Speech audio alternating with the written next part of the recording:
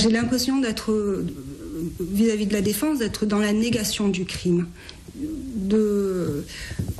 Voilà, ça me paraît invraisemblable qu'ils puissent demander le non-lieu, qu'ils puissent l'écrire dans un mémoire, le défendre demain devant la cour d'appel de Montpellier.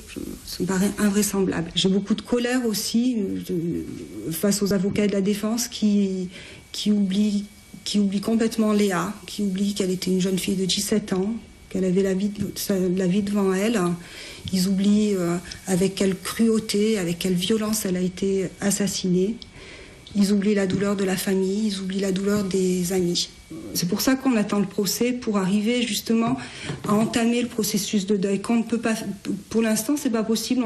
On a la tête dans les procédures, on a la tête dans l'instruction. On est obligé sans cesse de s'y replonger, et puis de trouver l'énergie pour faire face aussi à tout ça. J'appréhende la suite pas de façon favorable, et puis on s'épuise dans tout ça. Enfin, on y laisse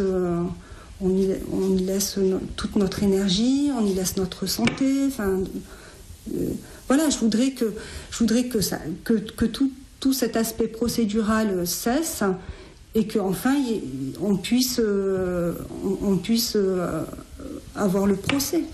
Et puis un procès avec tous les éléments du dossier. Bon, on a déjà perdu effectivement les aveux de l'assassin présumé. Il me semble que c'est largement suffisant. Maintenant, il ne faut pas que le dossier d'instruction perde davantage, parce qu'il faut que tout